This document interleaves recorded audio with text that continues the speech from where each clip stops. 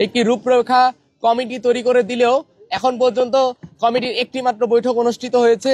আমরা কোনো প্রকার সফলতা দেখতেছি না বা আমরা কোনো প্রকার তথ্য পাচ্ছি না যে ভবিষ্যতে আমাদের দফা দাবিগুলো কিভাবে কাজ করা হবে বা দ্রুত থেকে দ্রুত সম্ভবে কমিটি কাজ করতেছে না।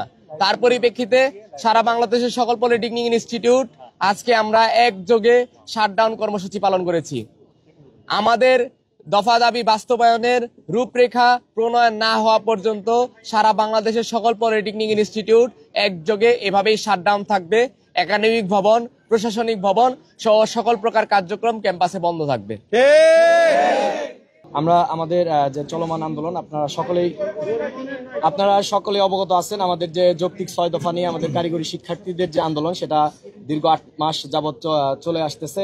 তো আমরা বিভিন্নভাবে আশ্বস্ত হয়েছি সরকার পক্ষ থেকে বিভিন্ন মাধ্যমে এবং আপনাদের মিডিয়া কর্মীদের সহযোগিতার মাধ্যমে আমরা আশ্বস্ত পেয়ে আসছি, এই পর্যন্ত আসছি। কিন্তু আমরা আমাদের দাবিগুলো বাস্তবায়নের লক্ষ্যে পরিপূর্ণভাবে কোনো সমাধানের দিকে যেতে পাচ্ছি না। আমাদের মনে হচ্ছে যে আমরা যেতে পাচ্ছি না। সেক্ষেত্রে আমরা শিক্ষার্থী সমাজ শুরুতে একটি কথা বলেছিলাম, আমরা কোনো সহিংসতায় যাব না, আমরা সাধারণ শিক্ষার্থী, আমরা কোনো অবরোধ, কোনো জনদুর্ভোগ সৃষ্টিকারী কোনো কর্মকাণ্ডে আমরা যাব না। আমরা সেটি বলেছি এবং সেটি নিশ্চিত করেছি।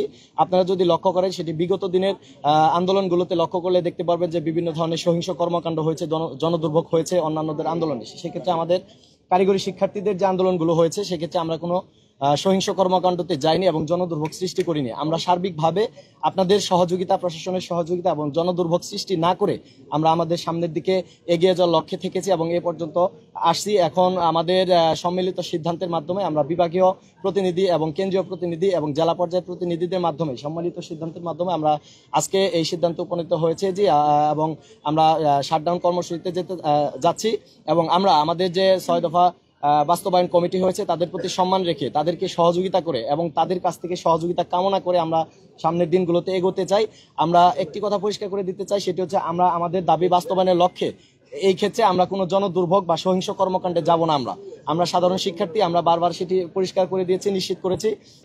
জি, বর্তমান প্রেক্ষাপট যদি বিবেচনা করতে হয়, তাহলে আমাদের যে কমিটিটা করা হয়েছে 6 দফা বাস্তবায়নের রূপরেখা, সেটার বৈঠক গত 27 তারিখ হয়েছে এবং পরবর্তী বৈঠকেরও ডেট দেওয়া হয়েছে। এবং এখানে বিষয়টা আপনারা লক্ষ্য করলে দেখতে পারবেন যে আমাদের দফা হচ্ছে 6টা। যে 6টা দফা কিন্তু কারিগরি মাদ্রাসা শিক্ষা বিভাগের অন্তর্ভুক্ত না। এখানে কিছু কিছু দফা আছে সেটা সরাসরি প্রধান উপদেষ্টা বরাবর যাবে, কিছু দফা আছে যেগুলো সরাসরি শিক্ষা উপদেষ্টা বরাবর যাবে। তো সেই দফাগুলো নিয়ে কিন্তু আমাদের কাজ হচ্ছে না এবং কমিটি লাস্ট রূপরেখা যখন প্রণয়ন করবে 21 দিন আর 15 দিন আছে, তখন কিন্তু আমরা এই দফাগুলোর বাস্তবায়িত রূপ দেখতে পাবো। তো আমাদের যে কয়দিন ক্যাম্পাস শাটডাউন থাকবে, এই কয়দিনের মধ্যে আমাদের সরকার কর্তৃপক্ষের কাছে আন্তরিকভাবে অনুরোধ থাকবে, সেটা হচ্ছে কারিগরি সংস্কার কমিশন দ্রুত থেকে দ্রুত সময় বাস্তবায়ন করা হোক। তাহলে আমরা শিক্ষার্থীরা হয়তোবা কিছুটা হলেও আশ্বাসে আমাদের ক্লাসরুমে ফিরে আসতে পারবো।